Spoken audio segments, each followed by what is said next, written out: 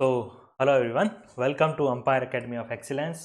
और आज हम करने जा रहे हैं हमारा पार्ट 2, जो कि मंथली करंट अफेयर नवंबर का करंट अफेयर जो चल रहा था उसका पार्ट 2 आज करने वाले हैं। NOVEMVER नवंबर 2025 का जो करंट अफेयर चल रहा था उसमें हमारी ये पार्ट 2 वाली क्लास है, जिसमें हम 41 से लेकर के बाकी के जितने भी करंट अफेयर है नवंबर के, ये फाइनल क्लास होगी जो 1 सवा घंटे की होगी। इसके बाद में आपको नवंबर के करंट अफेयर्स वगैरह देखने की कोई ज़रूरत नहीं है, जो क्वेश्चन आएंगे इन्हीं में से पूछ लिए जाएंगे। तो चलिए शुरू करते हैं कि अपना नेक्स्ट क्वेश्चन है कि रावमारी डोंगवा वेटलैंड जिसकी रामसर साइट की लिए मांग की जा रही है किस राज्य से है?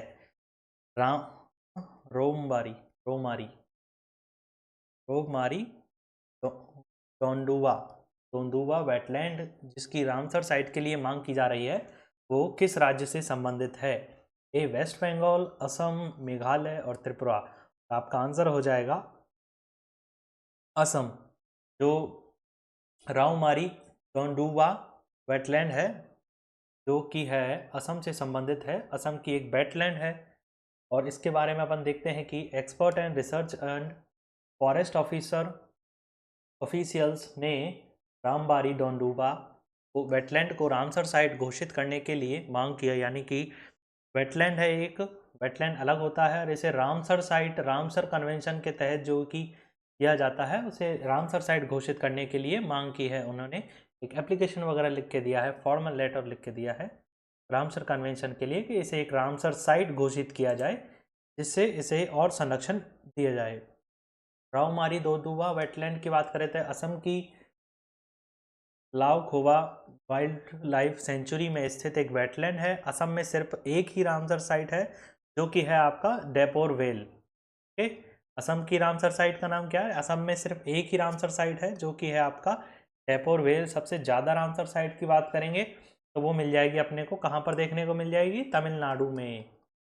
ओके, और ये रावमारी वाली की लोकेशन की बात करें तो असम की लावखोवा वेटलैंड सेंचुरी में स्थित है। इसके एरिया की बात करेंगे तो ये 2.5 से 3.5 स्क्वायर किलोमीटर में फैली हुई है। यहाँ पर 120 से ज़्यादा बर्ड और माइग्रेटरी बर्ड्स की स्पीसीज़ है, जो कि 47,000 बर्ड्स है। कम से कम 47,000 टोटल बर्ड्स है और 120 से ज़्यादा बर्ड्स की स्पीसीज़ है। 120 प्रकार की बर्ड्स है और 47,000 से भी ज़्यादा यहाँ पर बर्ड्स है। यहाँ पर कई सारी थ्रेटन्ड स्पीसीज भी है, यानी खतरनाक स्पीसीज वगैरह भी रहती है जो कि डेंजरस साबित होती है, यानी लोगों के लिए खतरनाक है, जन्य जीवन के लिए, मनुष्यों के लिए किसी प्रकार से हार्मफुल, हानिकारक होती है। Why is there a demand of Ramsar site? यानी कि रामसर साइट बनाने के लिए क्यों प्रयास किया जा रहा है इसके बारे में देखेंगे कि रामसर साइट बनाने के लिए 9 क्राइटेरिया होते हैं, जिसमें से एक यूनिक वेटलैंड होना है,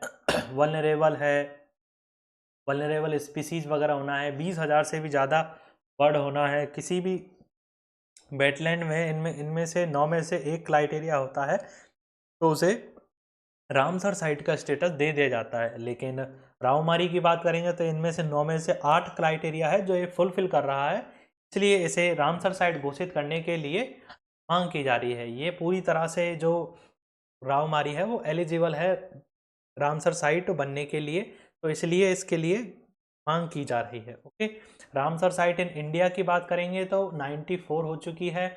और इंडिया में, भारत में नाम सबसे लेटेस्ट की बात करेंगे तो लेटेस्ट रामसर साइट अपने बिहार की पड़ी थी, गोगावी लेक, जो कि अपने पार्ट 1 में पड़ा था। और सबसे अधिक रामसर साइट की बात करें तो वो है आपकी तमिलनाडु में। ओके, अगला क्वेश्चन देखते हैं कि क्यूएस एशिया यूनिवर्सिटी रैंकिंग में भारत की किस संस्थान की सबसे ऊंची 59th रैंक आई है, जो कि which Indian institution score the highest position of India at 59 in the QS Asia university ranking.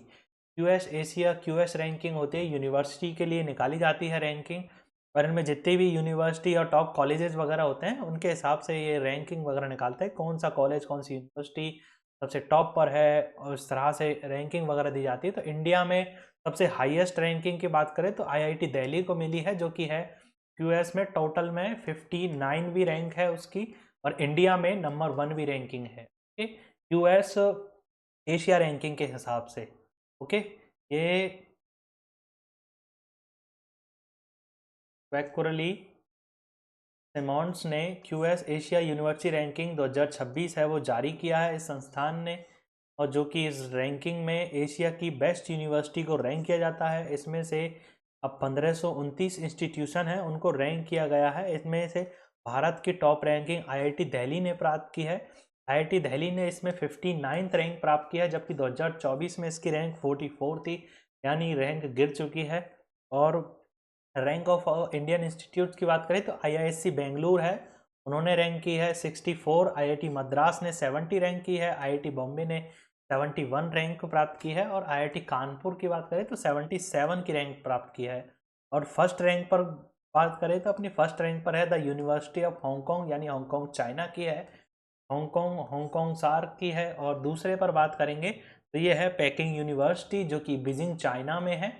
वहाँ पर उन्होंने चाइना की दोनों ने टॉप रैंकिंग प्राप्त की है। फर्स्ट और सेकंड की बात करें तो क्यूएस की बात करें तो क्यूएस एक ब्रिटिश हायर एजुकेशन कंपनी है जो कि वर्क करती है higher education and education sector के लेकर के एनालिसिस वगैरह जो ही करने होते हैं वो सारे काम करते हैं। हेडक्वार्टर की बात करेंगे तो हेडक्वार्टर इनका लंदन में। एस्टेब्लिश की बात करेंगे तो 1990 में इस्टेब्लिश हुई है। क्यूएस यूनिवर्सिटी रैंकिंग की बात करेंगे तो ये लंदन से ऑर्गेनाइजेशन वगैरह चलाती है जो कि एनालाइज करती है हायर एजुकेशन वगैरह को और यूनिवर्सिटी को रैंक करती है। ठीक, अगला क्वेश्चन देखते हैं। क्वेश्चन नंबर 43, दुनिया का पहला कैशलेस देश कौन बन गया है, यानी कि कैश करेंसी नोट वगैरह है, नोटों का उपयोग बिल्कुल ही बंद कर दिया गया है। वहाँ पर ऑनलाइन करेंसी वगैरह सारी चीज चल रही है। Which country has officially become the world first cashless nation? Option A Norway, option B Denmark, option C Finland, option D Sweden.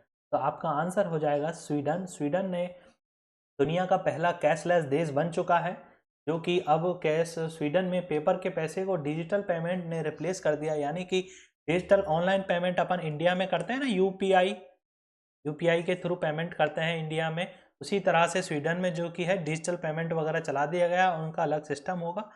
और स्विस के नाम से है, स्विस के नाम से जो एप्लीकेशन लॉन्च किया है स्वीडन ने 2012 में, इसके तहत पूरा डिजिटल पेमेंट को बढ़ावा दिया गया है और पूरी कंट्री में से जो पेपर को रिप्लेस कर दिया गया ऑनलाइन मनी के थ्रू, और पेपर मनी बिल्कुल भी जीरो के बराबर देखने को मिलेगी। स्वीडन में हर व्यक्ति अपने लगभग काम करने के लिए डिजिटल पेमेंट का यूज करता है।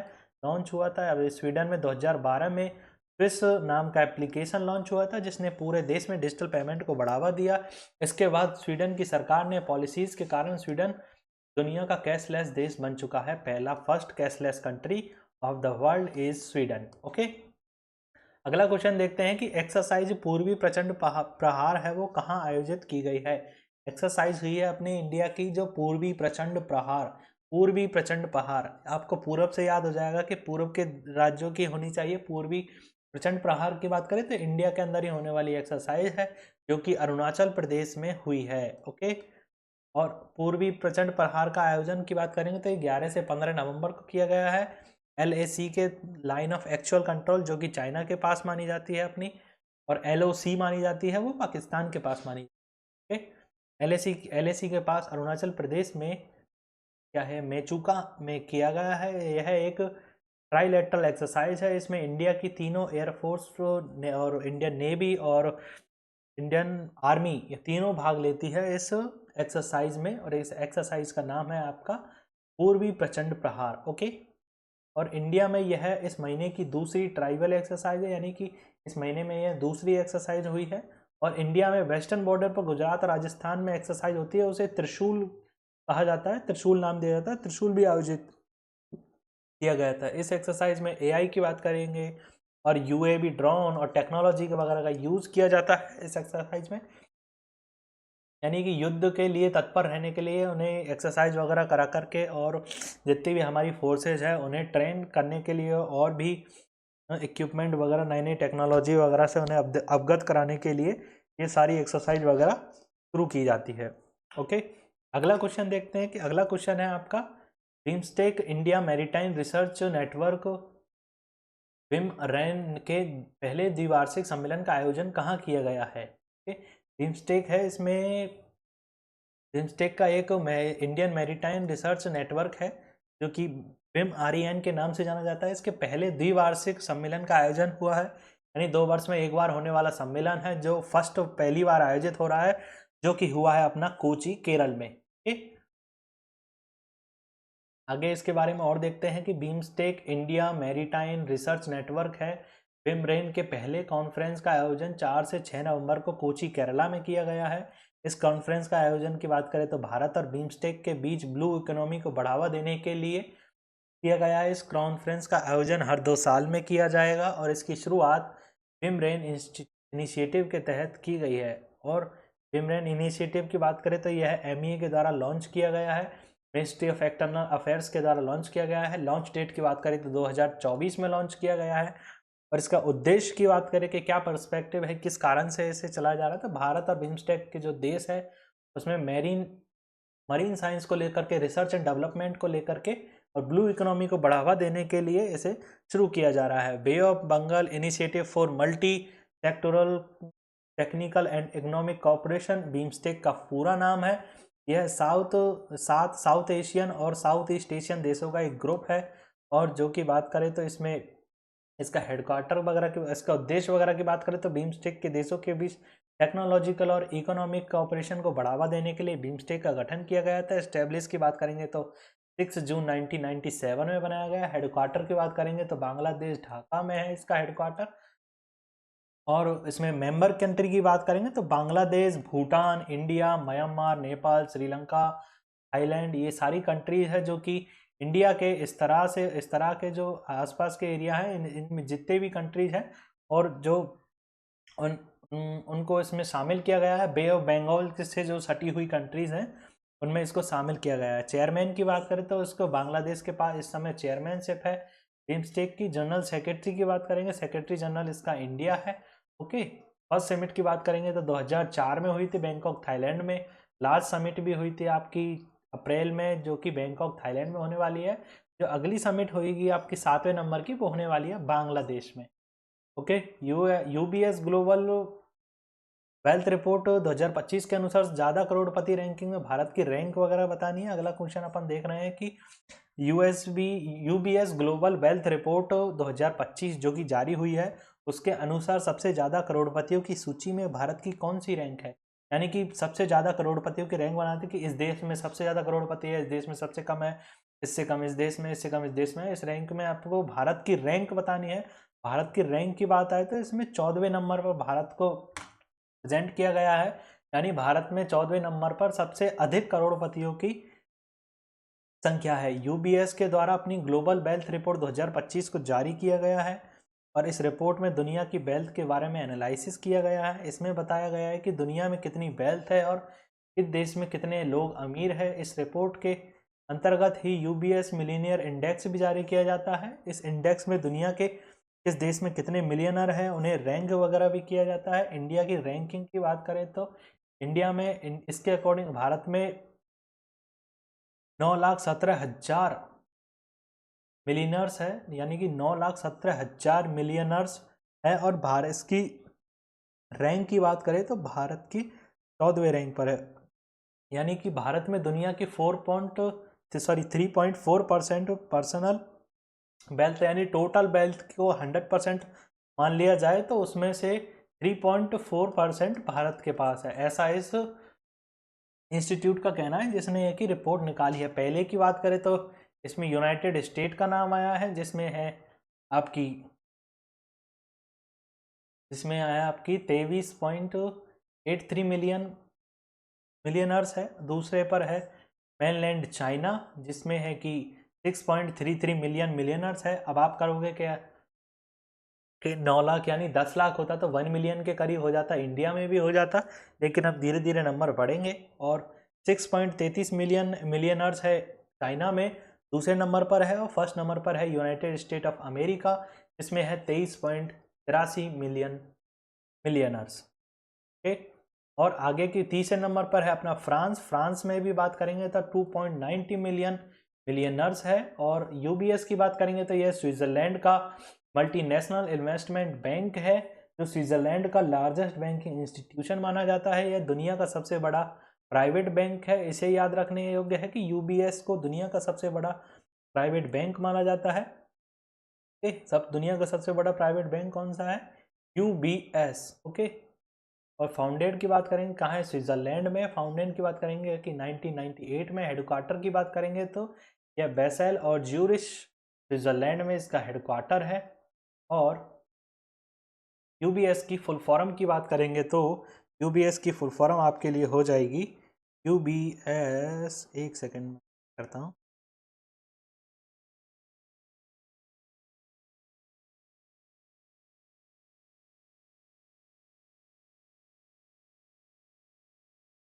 Union bank of Switzerland. Okay, union bank of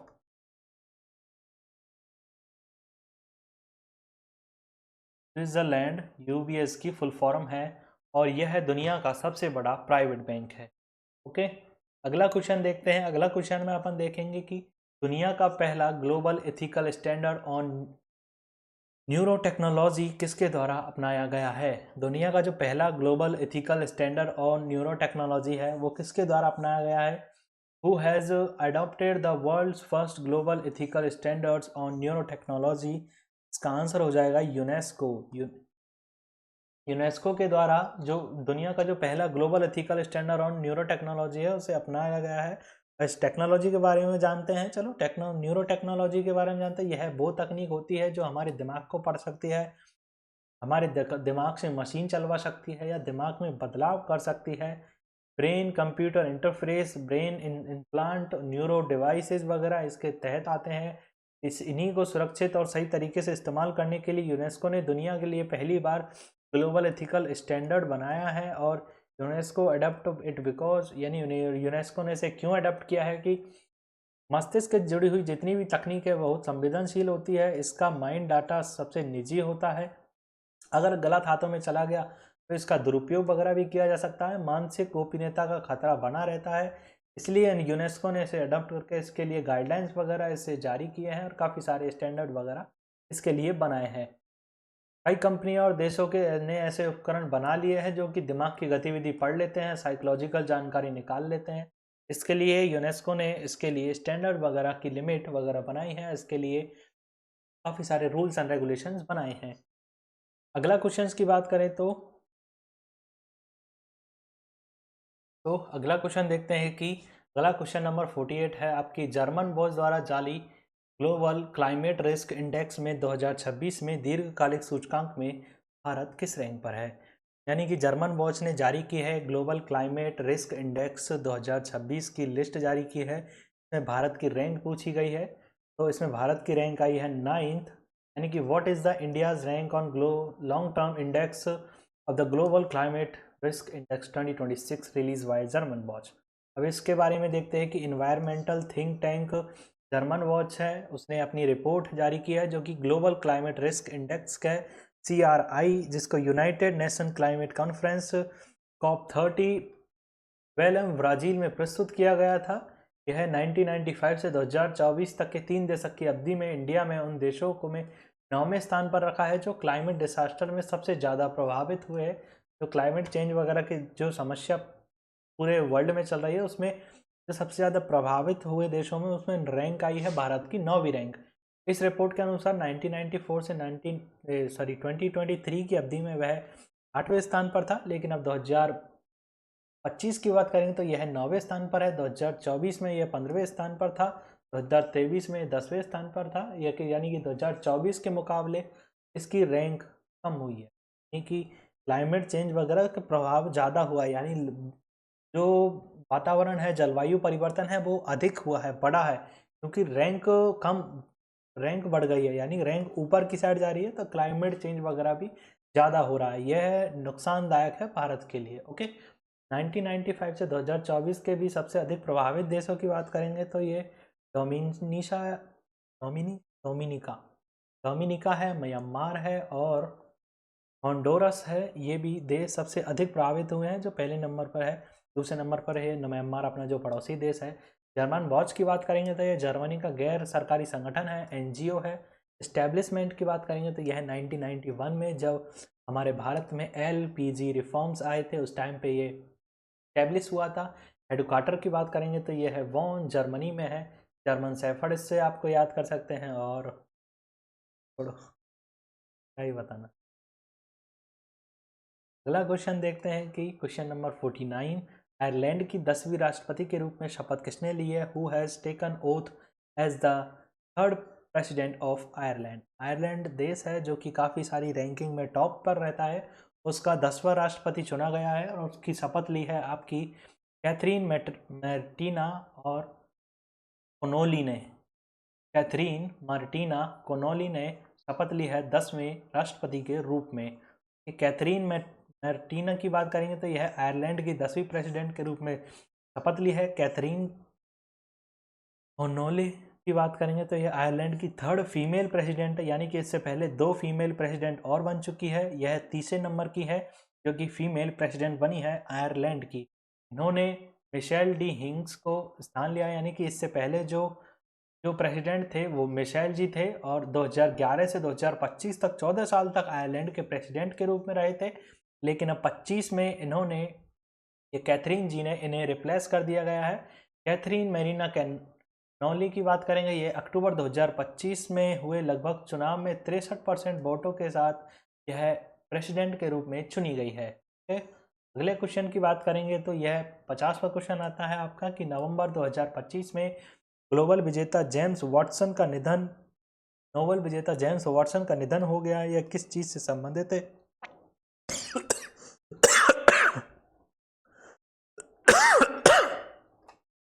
जो वाटसन एवं क्रिक वगैरह की बात करता है, यह DNA स्ट्रक्चर से संबंधित है।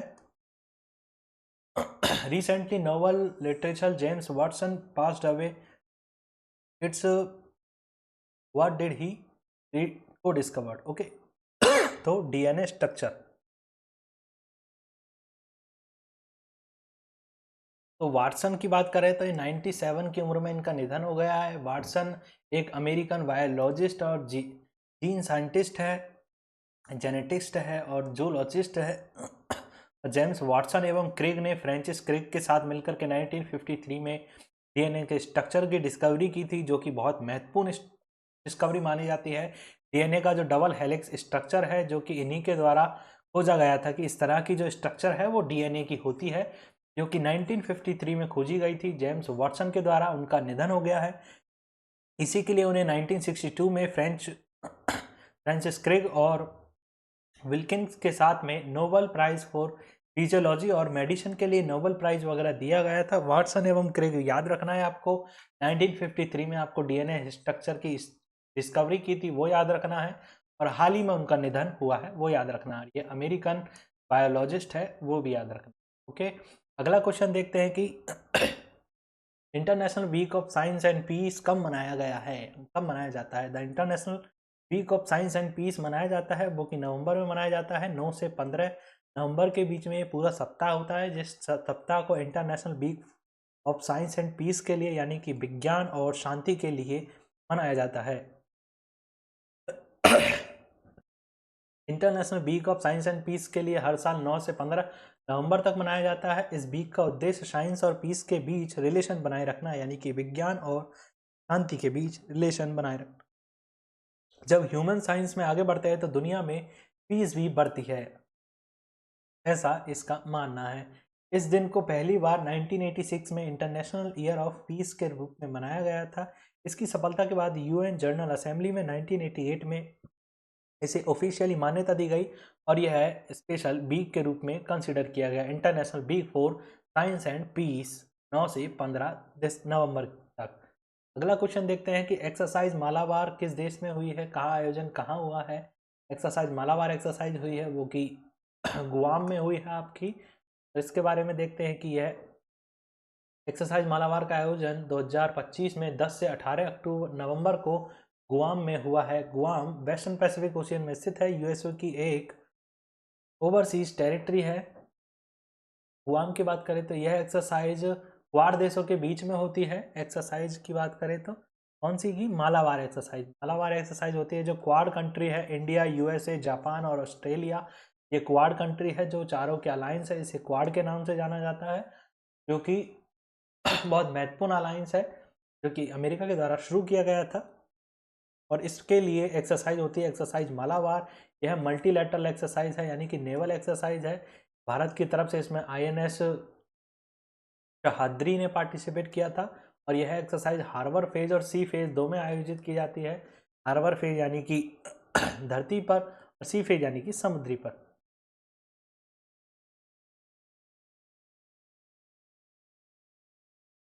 हार्बर फेज यानी बंदरगाह के पास में, सी फेज यानी समुद्र के पास में। कंट्री की बात करेंगे तो India, United State, Japan and Australia, इन चारों कंट्रियों ने इसमें भाग लिया था। और एक्सरसाइज का नाम है मालाबार एक्सरसाइज, मालाबार।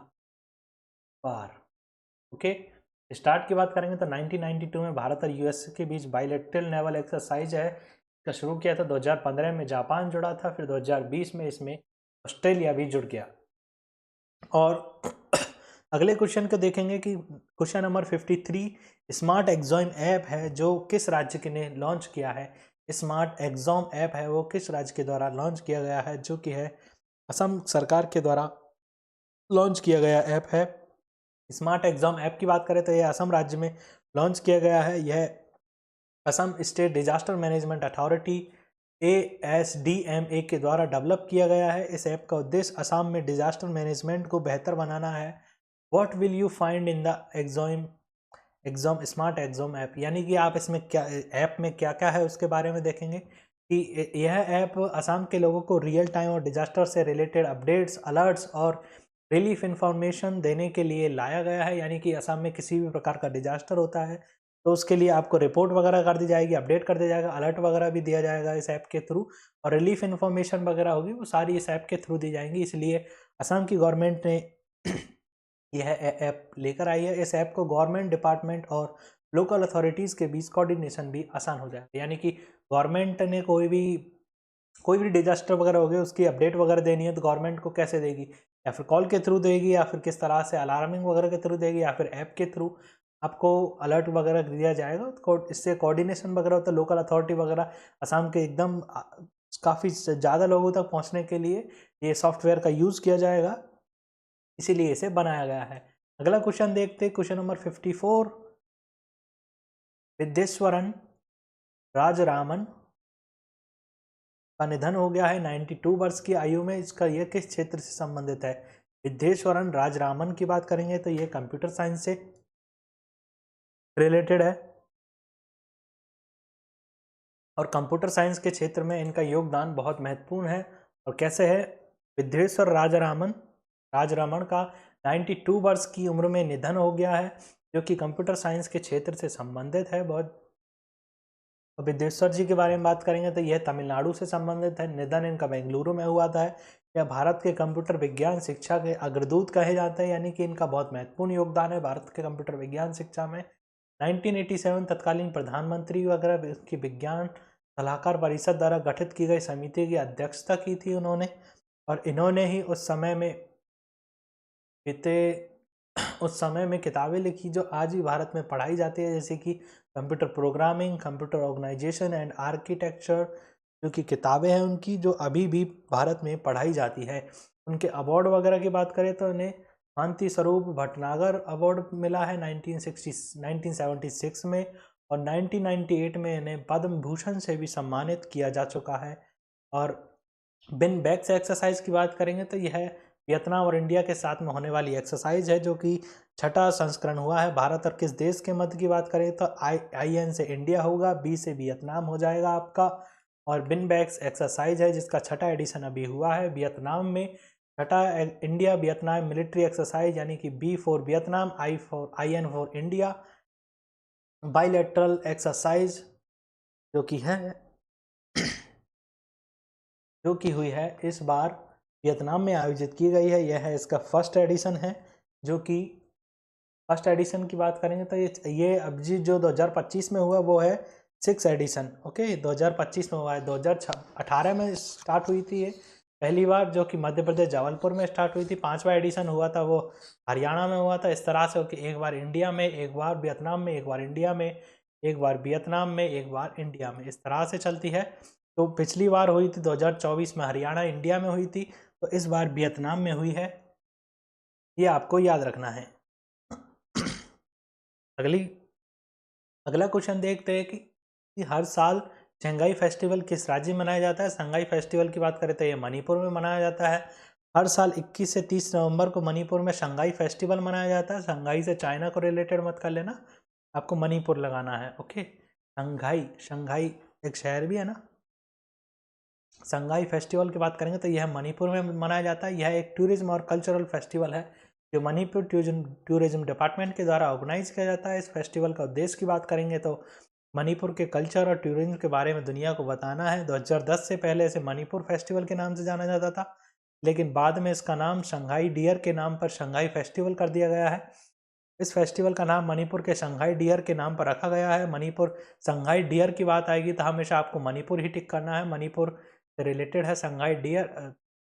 कभी कभार आप पूछा जाता है शंघाई डियर के कहाँ पर, किस स्थान पर पाया जाता है, तो वहाँ पर आपको मणिपुर टिक करना है। ओके, शंघाई डियर की बात करेंगे तो ये मणिपुर का स्टेट एनिमल है। ओके, अगला क्वेश्चन देखते हैं कि अगला question number 57, Ajay warrior 2025 Ajay warrior 2025 Ajay warrior 25 अभ्यास किन दो देशों के बीच द्विपक्षीय सैन्य अभ्यास है, इंडिया और यूके के बीच। अजय वॉरियर एक्सरसाइज की बात करेंगे तो यह इंडिया और यूनाइटेड किंगडम के बीच एक बायलैटरल मिलिट्री एक्सरसाइज है जो नवंबर 2025 में इस एक्सरसाइज का 8वां एडिशन आयोजित किया गया था। अजय की बात करेंगे तो यह है इंडिया और ब्रिटेन, AJAYA। अजय की बात करेंगे तो यह INDIA, India plus UK, United kingdom यानी कि ब्रिटेन। यह एक्सरसाइज दोनों देशों के काउंटर टेररिज्म ऑपरेशन के लिए चलाई जाती है। इस एक्सरसाइज का उद्देश्य दोनों देशों के बीच कॉपरेशन और कोऑर्डिनेशन को बढ़ावा देना है। अजय वॉरियर एक्सरसाइज की शुरुआत करते हैं तो ये 2011 में हुई थी। यह हर 2 साल में आयोजित की जाती है और 2025 में इसका 9th एडिशन स्टार्ट हुआ है, 9वां शुरू है, जो कि राजस्थान में हुई है। यह कि महाजन फील्ड रेंज में राजस्थान में आयोजित की गई है। एक बार इंडिया में, एक बार यूके में, एक बार इंडिया में, एक बार यूके में, इस तरह से आयोजित की गई है। 2025 वाली की बात करेंगे तो ये 8th एडिशन है, मैं 9th कर दिया, सॉरी 8th एडिशन है जो कि 2025 में हुआ है, जो कि हुआ है राजस्थान में महाजन फील्ड रेंज में। अगला क्वेश्चन देखते हैं कि question number 58, 2025 Asia archery championship में भारत की क्या रैंकिंग है। 2025 में एशियन आर्चरी चैंपियनशिप हुई थी, उसमें भारत की रैंकिंग की बात करेंगे तो फर्स्ट रैंक भारत ने प्राप्त किया है पहली बार आर्चरी में। एशिया की जो एशियन कंट्रीज है उनके लिए आर्चरी चैंपियनशिप ऑर्गेनाइज की गई थी ढाका बांग्लादेश में। 2025 एशियन आर्चरी चैंपियनशिप में ढाका बांग्लादेश में आयोजित की गई थी। इस चैंपियनशिप में भारत को फर्स्ट रैंक प्राप्त हुई है। इसमें इंडिया ने 6 गोल्ड मेडल जीते हैं, 3 सिल्वर और 1 ब्रॉन्ज के साथ में 10 मेडल जीत करके इंडिया की फर्स्ट रैंक प्राप्त हुई है। सेकंड नंबर पर साउथ कोरिया है जिसमें 2 गोल्ड मेडल है, 4 सिल्वर है, 4 ब्रॉन्ज है। इसने भी 10 मेडल प्राप्त किए, लेकिन गोल्ड इंडिया ने ज़्यादा प्राप्त किया है, इसलिए रैंकिंग भी इंडिया की ज़्यादा आएगी। तीसरे नंबर पर चाइनीज़ की बात करेंगे, चीन ने आपको 2, 1 गोल्ड और 1 सिल्वर प्राप्त किया है, इसलिए चाइनीज़ की रैंक 3rd है चीन की, और इससे लिए इंडिया पहले नंबर पर है।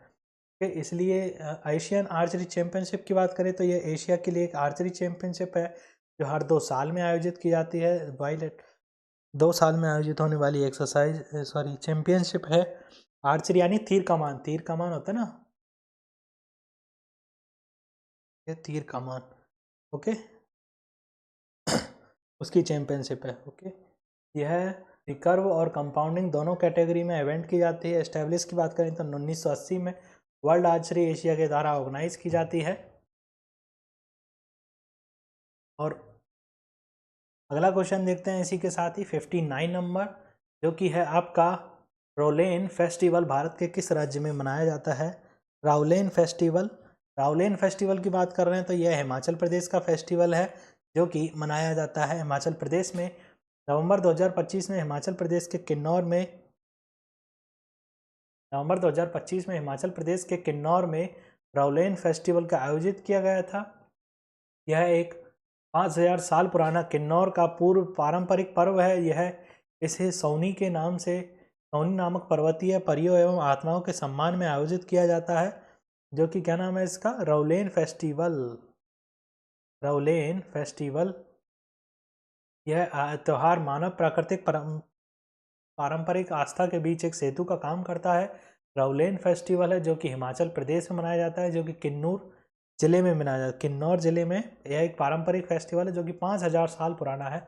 आपको किन्नौर में मनाया जाने वाला फेस्टिवल की बात करेंगे तो क्या आ जाएगा, राउलेन, RAULANE, राउलेन फेस्टिवल, जो कि है हिमाचल प्रदेश में। ओके, अगला क्वेश्चन देखेंगे अपन इसी के साथ ही। कैम्ब्रिज डिक्शनरी के द्वारा 2025 बर्ड ऑफ द ईयर के रूप में किसे घोषित किया गया है। पैरासोशियल को आपको कैम्ब्रिज डिक्शनरी है, कैम्ब्रिज यूनिवर्सिटी है, वो अपनी डिक्शनरी जारी करती है, उसमें 2025 का वर्ड ऑफ द ईयर घोषित किया गया है। किसको, पैरासोशियल को इसको वर्ड ऑफ द ईयर घोषित किया गया है। यानी कि पैरासोशियल जो वर्ड है इंग्लिश का, उसे डिक्शनरी के कैम्ब्रिज डिक्शनरी है उसके लिए 2025 का वर्ड ऑफ द ईयर घोषित किया गया है। कैम्ब्रिज डिक्शनरी ने पैरासोशियल को अपना 2025 का वर्ड ऑफ द ईयर घोषित किया गया है। इससे पहले 2024 में बात करेंगे तो कैम्ब्रिज ने आपको मैनिफेस्ट को अपना बर्ड ऑफ द ईयर घोषित किया। यानी कि एक बर्ड होता है हर साल के लिए घोषित किया जाता है, सबसे ज़्यादा यूज वगैरह किया गया हो, सबसे ज़्यादा इसके बारे में चर्चा वगैरह की गई हो। इसके लिए जो यूनिवर्सिटी होती है जो डिक्शनरी वगैरह निकालते हैं, ऑक्सफोर्ड यूनिवर्सिटी है, ऑक्सफोर्ड डिक्शनरी है, वो अपना अलग वर्ड निकालती है, और भी है जो अलग अलग वर्ड निकालती है। तो 2025 के लिए बात करेंगे तो पैरासोशियल को कैम्ब्रिज ने सेलेक्ट किया है, और 2024 में मैनिफेस्ट को सेलेक्ट किया गया था।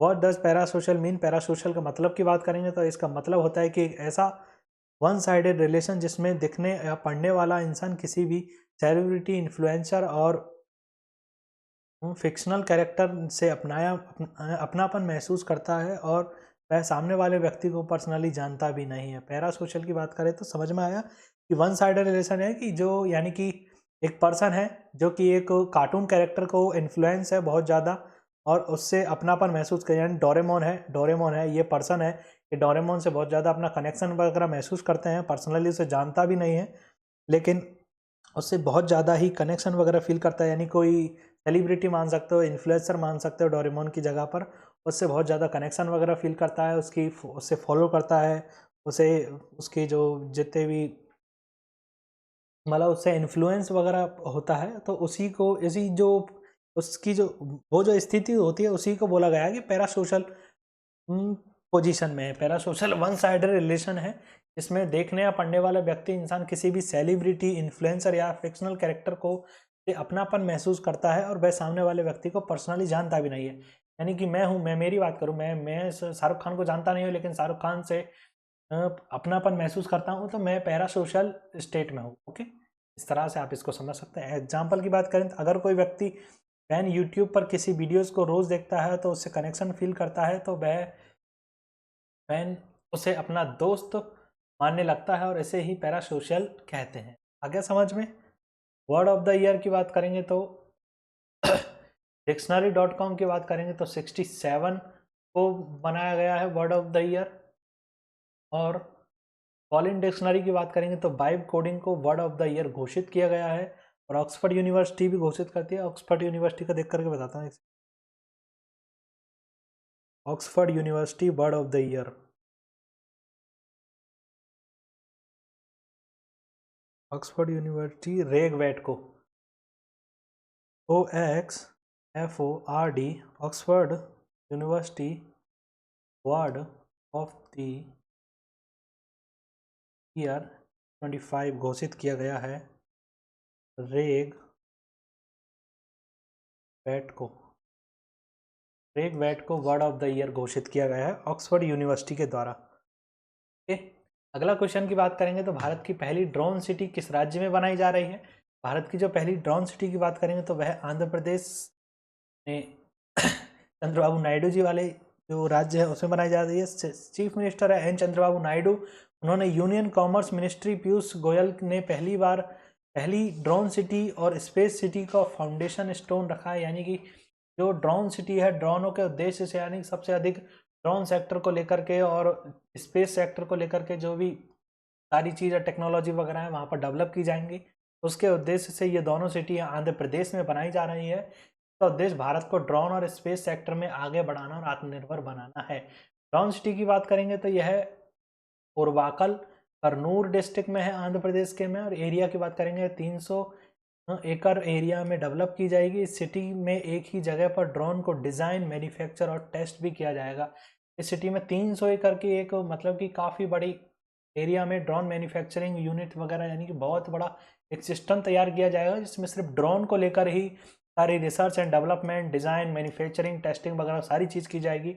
इनके सब क्या उन डिज़ाइन ड्रोन्स को सर्टिफिकेट्स भी दिए जाएंगे और पेटेंट वगैरह भी फाइल वगैरह सारी चीज़ें की जाएंगी आंध्र प्रदेश में। अगला क्वेश्चन देखेंगे, India trade promotion organization ITPO का नया चेयरमैन किसे नियुक्त किया गया है? इंडिया का एक ऑर्गेनाइजेशन है जिसका नाम है India trade promotion organization. India में ट्रेड को प्रमोशन करने वाला ऑर्गेनाइजेशन, जिसका चेयरमैन घोषित किया गया है जावेद अशरफ को। जावेद अशरफ की बात करेंगे तो जावेद अशरफ जी है इंडिया ट्रेड प्रमोशन ऑर्गेनाइजेशन का नया चेयरमैन अपॉइंट किया गया है इन्हें, और वे इस पद पर अगले 2 साल तक बने रहेंगे। उन्होंने इस पद पर प्रदीप सिंह करोला को रिप्लेस किया, यानी पहले जो थे प्रदीप सिंह करोला थे, अब कौन बना दिया गया है? अब बना दिए गए हैं अपने जावेद अशरफ जी। आगे बात करेंगे तो ये ITPO की बात करेंगे तो इंडिया ट्रेड प्रमोशन ऑर्गेनाइजेशन की बात करेंगे तो यह इंडियन गवर्नमेंट की एक प्राइवेट सेक्टर अंडरटेकिंग है, PSU है, यानी कि गवर्नमेंट के अंडर काम करते हैं लेकिन प्राइवेट लोग इसको चलाते हैं। ओके, काम की बात करेंगे तो इंडिया के एक्सटर्नल ट्रेड को बढ़ावा देने के लिए। स्टेटस की बात करेंगे तो ये मिनी रत्न कंपनी है, और फाउंडेड की बात करेंगे 1 अप्रैल 1997 को फाउंड हुई थी। हेडक्वार्टर की बात करेंगे तो ये दिल्ली। मिनिस्ट्री की बात करेंगे तो ministry of commerce and industry MCI के अंडर आती है ये। हॉर्नबिल फेस्टिवल की बात करेंगे तो हॉर्नबिल फेस्टिवल 2025 का कंट्री पार्टनर किस देश को बनाया गया है? हॉर्नबिल फेस्टिवल आपको पता ही है नागालैंड में मनाया जाता है, और इसका जो कंट्री पार्टनर बनाया गया है, यानी कि बहुत फेस्टिवलों का फेस्टिवल का माना जाता है इसे, और इसका जो कंट्री पार्टनर बनाया गया है यानी कि किस देश के साथ में प्रमोट करने के लिए इसे अन्य देशों को भी जोड़ा जाता है, तो इसमें 2 देश हैं जिन्हें जोड़ा गया है 2025 में, स्विट्जरलैंड और आयरलैंड को। बी और सी आपका आंसर बिल्कुल एक्यूरेट हो जाएगा। आयरलैंड को और स्विट्जरलैंड को इसको कंट्री पार्टनर बनाया गया है। इसकी घोषणा नागालैंड के चीफ मिनिस्टर ने की थी, नेफ्यू रियो ने की थी, और पार्टनर देश बनाने से इस फेस्टिवल को ग्लोबल पहचान वगैरह भी मिलती है। इसके उद्देश्य से स्विट्जरलैंड को और आयरलैंड को पार्टनर देश बनाया गया है। What will the partner country do, यानी कि पार्टनर कंट्री होती है वो क्या करती है? ये पार्टनर देश हॉर्नबिल फेस्टिवल को अपने देश के कल्चरल और आर्ट को दिखाएंगे, यानी कि हॉर्नबिल फेस्टिवल है होता है उसमें अपने देश के कल्चर और आर्ट को भी दिखाएंगे, और इससे स्विट्जरलैंड वगैरह का आइलैंड के लोग हैं वो भी हॉर्नबिल फेस्टिवल को भी पहचानेंगे। यह कल्चरल एक्सचेंज को बढ़ाएंगे, यानी कि इंडिया के लोग हैं वो स्विट्ज़रलैंड वगैरह के जितने भी फेस्टिवल वगैरह हैं उनके बारे में जानेंगे, और स्विट्ज़रलैंड और आयरलैंड के लोग हैं वो हॉर्नबिल फेस्टिवल, इंडिया के अन्य फेस्टिवल के बारे में जानेंगे। अब हॉर्नबिल फेस्टिवल की बात करेंगे तो ये नागालैंड का एक सबसे इम्पॉर्टेंट फेस्टिवल है। यह हर साल 1 से 10 दिसंबर को मनाया जाता है। ये मोस्ट है, ये याद रखने योग्य कि 1 से 10 दिसंबर को मनाया जाता है। कौन सा फेस्टिवल है?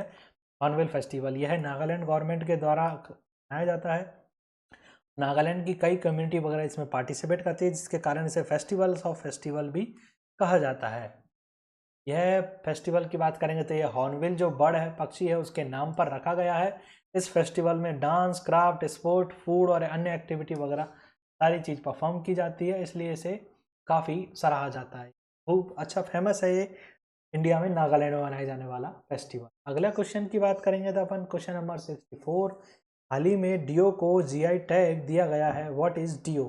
DAO क्या है? डियो डियो की बात करेंगे तो यह पारंपरिक जो हाथ से बनी एक ब्लेड है उसे नाम दिया गया है डियो, और इसे दिया गया है GI टैग। GI टैग की बात करेंगे तो इस ब्लेड का यूज अरुणाचल प्रदेश में एग्रीकल्चर, हंटिंग और नॉर्मल कामों में किया जाता है। अरुणाचल प्रदेश जैसे इलाकों में डियो को अरुणाचल प्रदेश डाओ की बात करेंगे तो यह ब्लेड स्टील की बनाई जाती है। स्टील की ब्लेड है जो हाथ से बनाई जाती है। यह हैंडल बोर्ड और बैम्बू से बनाई जाती है, यानी कि हैंडल बोर्ड और बैम्बू से लगा करके इसमें बनाई जाती है। इसका जो हैंडल है, हैंडल यानी हत्था जो पकड़ने का होता है, वो वुड या बैम्बू से बनाया जाता है। इसके हैंडल पर ग्रिप के लिए पेड़ों की छाल लगाई जाती है। उसे ट्रेडिशनली अरुणाचल प्रदेश के ब्लैक स्मिथ लोहार जो है वो उनके द्वारा बनाई जाती है, इसलिए इसे जीआई टैग वगैरह दिया गया है, जिससे इसको ग्लोबल पहचान वगैरह दी जा सके। अगला क्वेश्चन देखते हैं कि दुनिया का पहला फ्लोटिंग आर्टिफिशियल आइलैंड किस देश के द्वारा बनाया गया है? पहला फ्लोटिंग आर्टिफिशियल आइलैंड, फ्लोटिंग यानी तैरता हुआ, आर्टिफिशियल यानी कि जो खुद से लोगों ने बनाया गया है, नेचुरल नहीं है, आर्टिफिशियल बनाया गया है, यानी कि लोगों के द्वारा बनाया गया है कृत्रिम रूप से। और आइलैंड की बात करेंगे तो यह एक आइलैंड यानी कि ये समुद्र के बीच का स्थान है, उसे आइलैंड वगैरह कहा जाता है। आर्टिफिशियल बनाया गया है, जो कि बनाया है चाइना ने। तैरता हुआ दुनिया का पहला फ्लोटिंग आर्टिफिशियल आइलैंड बनाया गया है, चीन के द्वारा बनाया गया है। यह पूरा आइलैंड की बात करेंगे तो न्यूक्लियर ब्लास्ट भी सर्वाइव कर सकता है, यानी कि न्यूक्लियर ब्लास्ट वगैरह होता है उससे भी बच सकता है, उसे भी सर्वाइव कर सकता है। इसका ऑफिशियल नाम deep sea all weather resident floating research facility है। इसका नाम क्या है? Deep sea all weather resident floating research facility, इसका नाम रखा गया है इसे। चाइना के एक रिसर्च फैसिलिटी चाइना एक रिसर्च फैसिलिटी बता रहा है, यानी कि रिसर्च वगैरह के लिए इसे बनाया गया है, लेकिन इसे लोगों के लिए भी खोला गया है। स्पेशलिटी ऑफ दिस आइलैंड, इस पर क्या स्पेशल है इस आइलैंड में, उसके बारे में देखेंगे अपन। इस आइलैंड की बात करेंगे तो यह मोस्ट पावरफुली साइक्लोन और न्यूक्लियर ब्लास्ट को भी सर्वाइव कर सकता है। इस आइलैंड को मूव भी किया जाता है, यानी कि इस आइलैंड को अपन सरका कर टेक्नोलॉजी वगैरह की मदद से इसको सरका करके एक जगह से दूसरी जगह पर भी लेकर जा सकते हैं। लेंथ की बात करेंगे तो 138 मीटर का है, विड्थ की बात करेंगे तो 85 मीटर का है, वेट की बात करेंगे तो 78,000 टन इसका जो वजन है। ऑपरेशनल डेट यानी कब से शुरू होगा, ये 2028 से ये चालू हो जाएगा, बन करके अभी तैयार हो चुका है, इसका जो ट्रायल वगैरह है वो चल रहा होगा।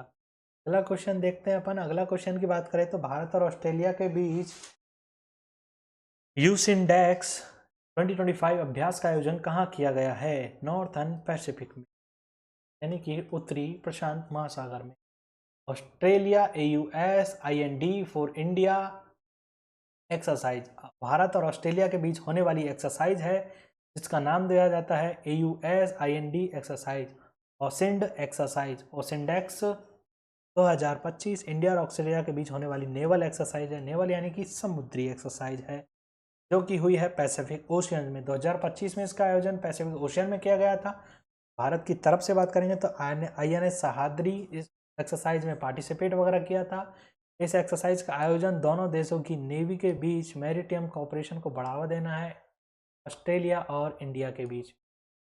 इनमें देशों की नेवी को एंटी सबमरीन वॉरफेयर, पनडुब्बी युद्ध रोधी और एडवांस फ्लोइंग लेवल उन्नत उड़ान अभियान के लिए ऑपरेशन वगैरह किए जाते हैं, ताकि उन्हें सीखा जा सके और जाना जा सके, और किस किस तरह की जो परेशानी वगैरह है उनके लिए ऑपरेशन वगैरह किए जाते हैं, और एक रिवीजन के तौर पे इसे चलाया जाता है। और ऑसिंडेक्स की बात करेंगे, कंट्री की बात करेंगे तो इंडिया और ऑस्ट्रेलिया है। टाइप की बात करेंगे तो नेवल एक्सरसाइज है। Naval exercise, military exercise, air exercise इस तरह से होती है। नेवल एक्सरसाइज पानी में, यानी कि इंडियन नेवी के द्वारा, मिलिट्री एक्सरसाइज की इंडियन आर्मी के द्वारा की जाती है, और एयर एक्सरसाइज की बात करेंगे तो इंडियन एयरफोर्स के द्वारा की जाती है। पहली पीरियड की बात करें तो हर 2 साल में आयोजित की जाती है। यह 2015 में से शुरू हुई है और अभी हुई है 2025 वाली, वो हुई है आपकी पैसिफिक ओशियन में, यानी कि प्रशांत महासागर में। ओके, अगला क्वेश्चन देखते हैं, question number 67। Global commitment to development index CDI 2025 में भारत की रैंक क्या है? Global commitment to development index CDI में 2025 है, जिसमें भारत की रैंक की बात करेंगे तो 36वीं रैंक भारत ने प्राप्त की है। और इसके बारे में जानते हैं कि centre for global development CGD ने global commitment to development index है, CDI है, वो जारी किया है 2025 को। इस इंडेक्स में डेवलपमेंट को लेकर के देश की कमिटमेंट, प्रतिबद्धता को मेजर किया जाता है, यानी कि देश में विकास को लेकर के कितने प्रतिबद्ध है देश और उनकी सरकार, इसको लेकर के मेजरमेंट वगैरह किया जाता है, और इसमें सभी को रैंकिंग वगैरह दी जाती है। इसमें 36वीं रैंक है वो भारत की आई है। इस देश में 8 पॉलिसी एरिया को स्कोर किया जाता है, फिर उन्हें ओवरऑल रैंकिंग दी जाती है। 8 पॉलिसी एरिया की बात करें तो डेवलपमेंट, फाइनेंस की बात करें, investment, migration, trade, environment, health, security and technology को ध्यान में रखा जाता है। इस देश की पॉलिसी डेवलपमेंट को बढ़ाने के लिए बनाई जाती है, उस देश की रैंक बेहतर होती है। देश में 40 कंट्री है, उनको रैंक किया जाता है। 40 में भारत को 36वीं रैंक दी गई है। ओके, यानी कि भारत की रैंक बहुत ख़राब है। फर्स्ट रैंक की भारत की रैंक 36वीं है। 2024 की बात करेंगे ये तो भारत की रैंक 38वीं रैंक थी। पहली की बात करेंगे स्वीडन की है, दूसरी जर्मनी की, तीसरी नॉर्वे की है, और ये ज़्यादा इम्पोर्टेंट नहीं है। मेनली है कि डेवलपमेंट इंडिया की रैंक 36वीं है। Global commitment to development, global commitment to development यानी कि विकास के लिए जो कमिटमेंट है देश की सरकार की, उसके इंडेक्स के हिसाब से इसे रिपोर्ट किया जाता है। यह इंटरनेशनल इंडेक्स है। और देश की बात करेंगे तो देश की डेवलपमेंट को लेकर कमिटमेंट को मेज़र करना इसका उद्देश्य है। और पीरियड की बात करेंगे तो हर साल जारी की जाती है, 2003 से जारी की जा रही है। पब्लिशर की बात करेंगे तो सेंटर फॉर ग्लोबल डेवलपमेंट, इनको काम धंधा नहीं, ये 24 घंटा इंडेक्स ही डेवलपमेंट करते रहते हैं ये सारे। भारत ने किस देश को हराकर वुमेन्स कबड्डी वर्ल्ड कप 2025 अपने नाम किया है? Which country did India defeated to win the women's kabaddi world cup championship? यानी कि चाइनीज तैपी को हरा करके भारत ने women kabaddi world cup championship अपने नाम किया है। Women kabaddi world cup championship 2025 का आयोजन किया गया था, जो कि ढाका में बांग्लादेश में किया गया था। यह कंपटीशन का सेकंड एडिशन था, जिसे बांग्लादेश में होस्ट किया गया था। पहली बार जो कबड्डी चैंपियनशिप हुआ था वो इंडिया में हुआ था, वैसे भारत के बाहर किया गया। पहली बार जो किया था कबड्डी का आयोजन भारत के बाहर किया गया था। अच्छा,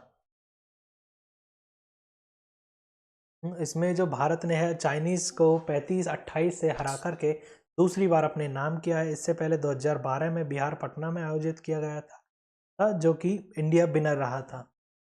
विनर की बात करेंगे 2025 का जो इंडिया विनर है। रनर अप की बात करेंगे तो चाइना रनर अप रहा है।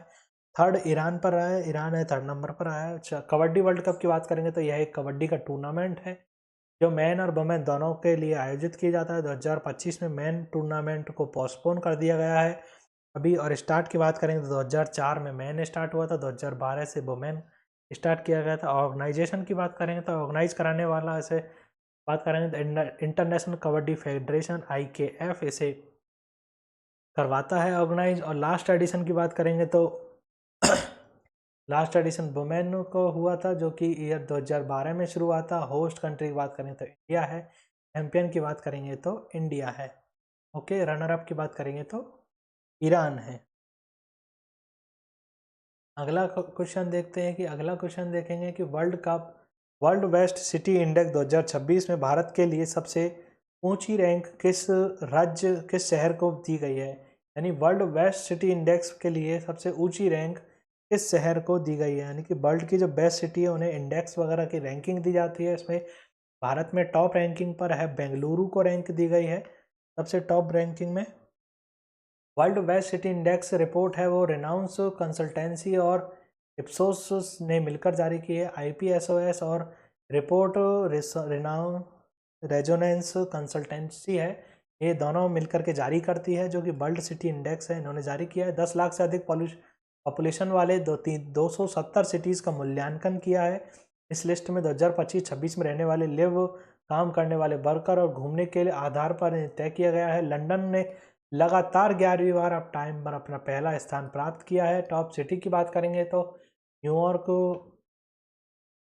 लंदन पहले नंबर पर रहा है, दूसरे नंबर पर न्यूयॉर्क रहा है USA का, तीसरे नंबर पर पेरिस फ्रांस रहा है। एशियन परफॉर्मेंस की बात करेंगे तो टॉप 10 में एशिया के सिर्फ 2 शहर है, टोक्यो और Singapore. Okay, top Indian city की बात करेंगे तो बेंगलुरु का स्थान सबसे ऊंचा है, जो कि ग्लोबल रैंकिंग में 29 नंबर पर है। यानी कि जो वर्ल्ड के सब है उनमें तो 29 नंबर पर आया है और इंडिया में नंबर 1 पर आया है। ओके, और मुंबई की रैंकिंग बात करेंगे तो मुंबई की रैंक 40 रैंक है और दिल्ली की रैंक की बात करें तो 54 रैंक पर दिल्ली है, मुंबई की रैंक 40 है और 29 नंबर पर है अपना बेंगलुरु। और इसी के साथ हैदराबाद की रैंक 82 रैंक है। रिपोर्ट अनाउंस कंसल्टेंसी की बात करें तो ये ग्लोबल कंसल्टेंसी कंपनी है जो स्टैब्लिश की बात करें 2007 में, इसका हेडक्वार्टर कनाडा में है, जो कि एक इंडेक्स जारी करती है इंडिया की वर्ल्ड की बेस्ट सिटीज़ को लेकर के। इसमें 29 नंबर पर और इंडिया के नंबर 1 सिस्टम पर है अपनी बेंगलुरु। और सबसे नंबर 1 की बात करेंगे तो वो है लंदन। दूसरे नंबर पर न्यूयॉर्क, तीसरे नंबर पर पेरिस। ओके, अगला क्वेश्चन देखते हैं। अगला क्वेश्चन जो भी है अपन क्वेश्चन देखते हैं। अगला क्वेश्चन चल रहा था अपना कि कहाँ पे थे अपन, अपनी रैंकिंग चल रही थी। हाँ, वर्ल्ड बेस्ट सिटी रैंकिंग वगैरह चल रही थी, वो कंप्लीट हो गई थी। और कनाडा में इसका हेडक्वार्टर है और बेस्ट सिटी में अपने बेंगलुरु को रैंक किया गया है 29 रैंक पर। फर्स्ट नंबर पर आज भी लंदन है, काफ़ी 11 साल से बना हुआ है। सेकंड नंबर पर न्यूयॉर्क है, तीसरे नंबर पर पेरिस है। ओके, अगला क्वेश्चन देखते हैं कि क्वेश्चन नंबर 70, चर्चा में रही उर्मिया झील किस देश से संबंधित है।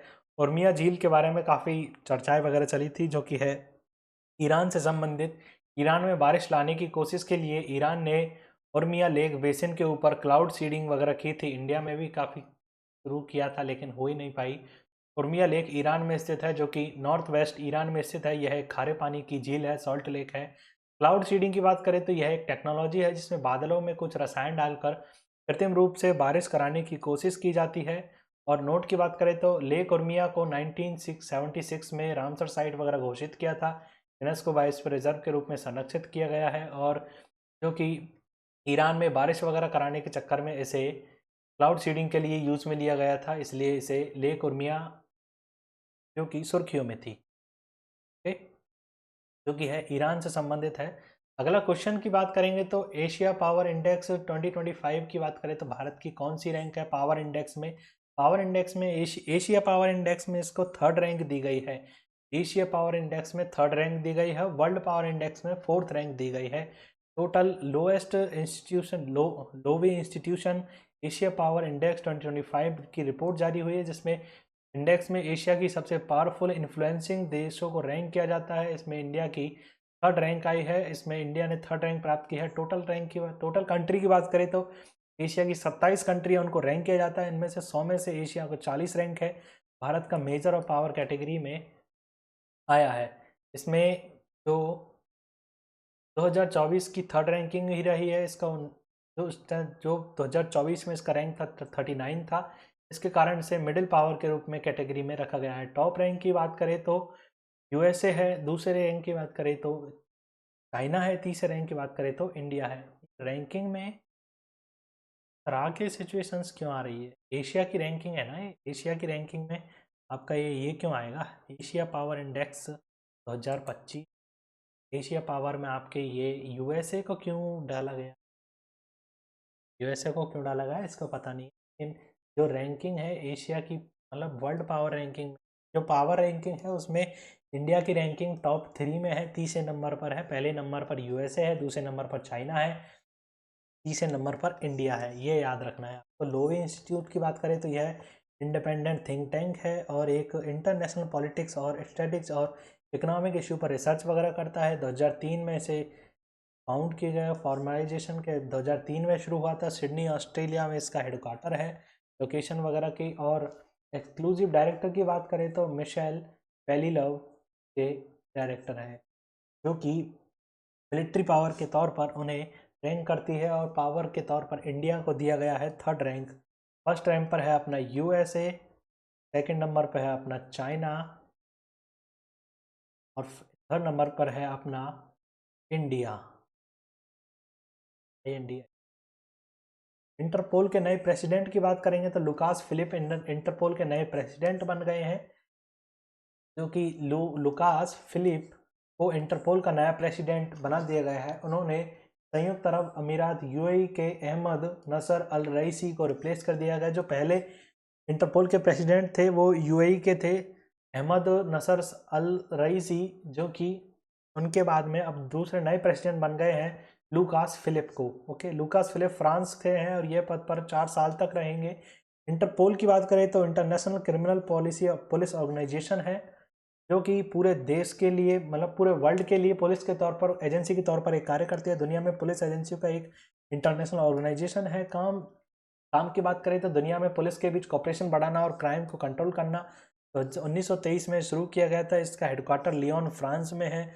और प्रेसिडेंट की बात करें तो लुइस फिलिप है, जो कि कहाँ से संबंधित है, फ्रांस से ही, उन्हें ही इसका अगला प्रेसिडेंट वगैरह बनाया गया है। इसका मेन काम की बात करें तो यानी कि कोई देश, एक कंट्री में रहने वाला एक पर्सन है जो कि क्राइम करके दूसरे कंट्री में भाग जाता है, तो इंटरपोल से काफ़ी सारे नोटिस वगैरह जारी किए जाते हैं जो जिस देश से वो भागा है, जिस देश में वो भागा है उसके लिए, और इस देश की पुलिस है उसको ढूंढ करके जिस देश से वो भागा है उसे वापस दे देती है। यानी कि पुलिसों के बीच में कोऑर्डिनेशन और समन्वय वगैरह, कॉपरेशन को इस्टेब्लिश करने के लिए ऑर्गेनाइजेशन बनाया गया है।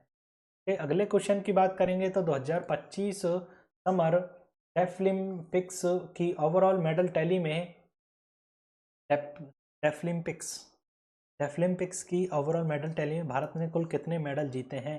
तो 2025 की समर डेफलिम्पिक्स मेडल टैली में भारत ने 20 मेडल जीते हैं। 2025 समर डेफलिम्पिक्स का आयोजन 15 से 26 नवंबर 2020 को टोक्यो जापान में किया गया था। इसमें भारत ने टोटल 20 मेडल जीते हैं। 9 गोल्ड है, जिसमें 7 सिल्वर है और 4 ब्रॉन्ज मेडल है।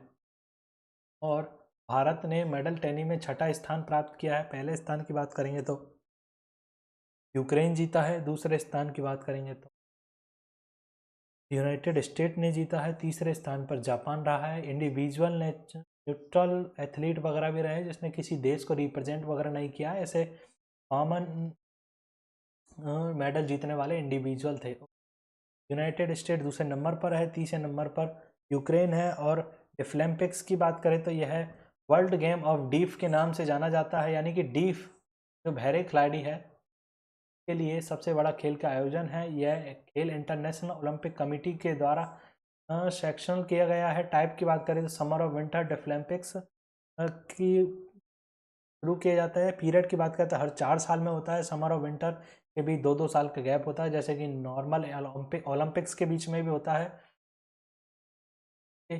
और फर्स्ट एडिशन की बात करें तो 1924 में स्टार्ट हुआ था समर पेरिस डेफलिम्पिक्स के नाम से, पेरिस समर डेफलिम्पिक्स के नाम से। और ऑर्गेनाइजर की बात करेंगे the international committee of sport for the deaf, CISS है जो कमिटी है जो कि डीफ लोगों के लिए एक खेल का ऑर्गेनाइज करवाती है, जो कि हर 4 साल में होती है। विंटर और समर के नाम से, यानी 2 साल का डिफरेंस होता है।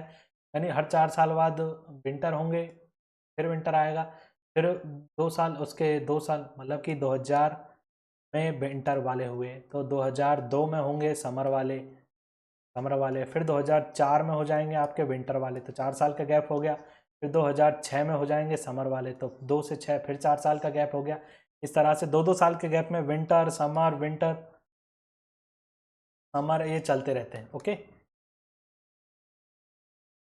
अगले क्वेश्चन की बात करेंगे तो अगला क्वेश्चन है अपना आपका चर्चित एनी एयरबस किस देश से संबंधित है? एनी एयरबस की बात करेंगे तो एनी एयरबस कजाकिस्तान से संबंधित है। कजाकिस्तान से चर्चित एनी एयरबस कजाकिस्तान में स्थित है। यह फारकोर एयरबस कजाकिस्तान के बाद भारत का दूसरा ओवरसीज एयरबस है।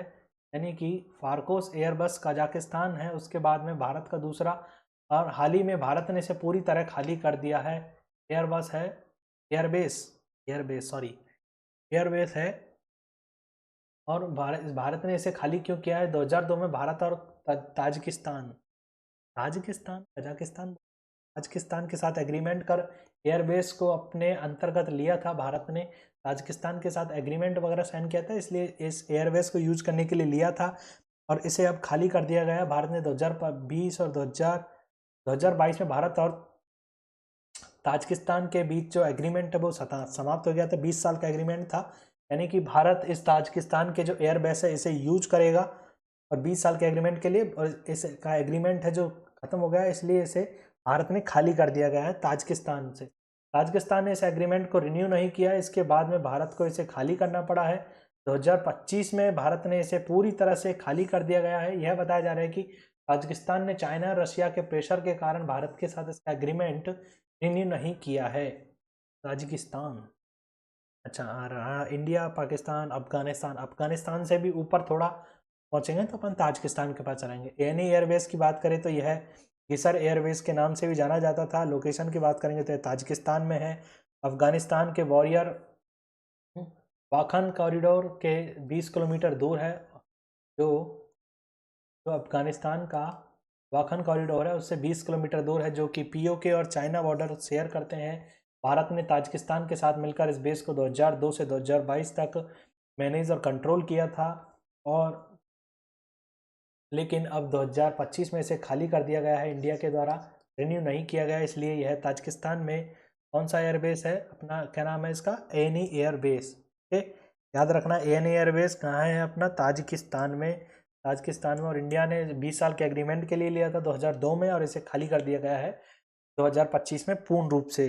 अगला क्वेश्चन देखते हैं कि भारत के 90वें ग्रैंड मास्टर चुने गए हैं, और उनका नाम है इलम पार्थी AR। इलम पार्थी AR को भारत का 90वां ग्रैंड मास्टर चुना गया है, जो कि सबसे न्यूएस्ट ग्रैंड मास्टर है। ग्रैंड मास्टर, शतरंज ग्रैंड मास्टर कौन बने हैं, इलम पार्थी AR को 90वां ग्रैंड मास्टर चुना गया है। उससे पहले काफ़ी सारे ग्रैंड मास्टर चुन लिए गए हैं।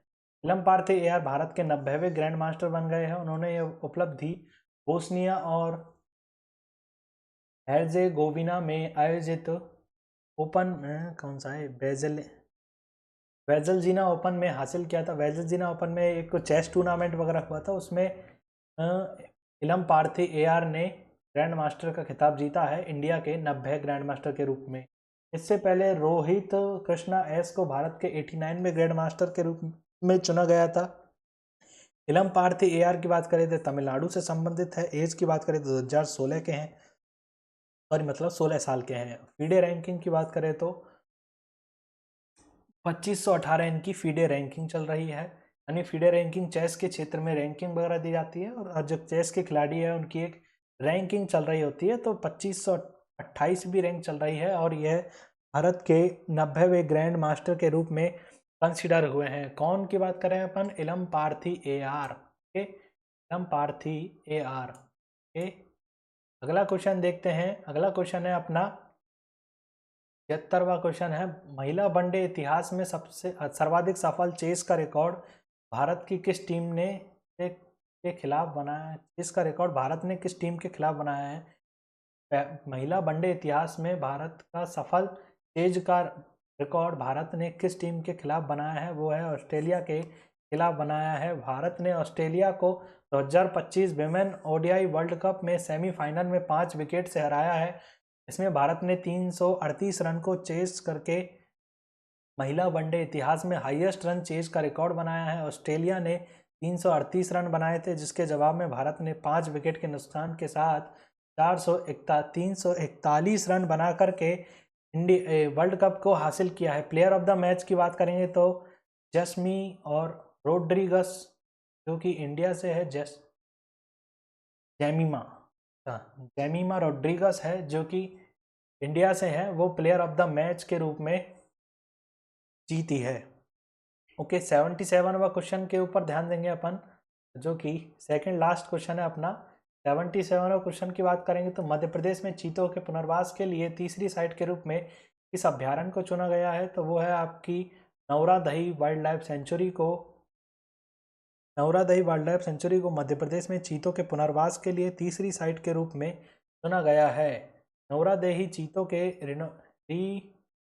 इंट्रोडक्शन के लिए तीसरी साइट के रूप में चुना गया है। यहाँ पर भी नामीबिया से चीते लाए जाएंगे।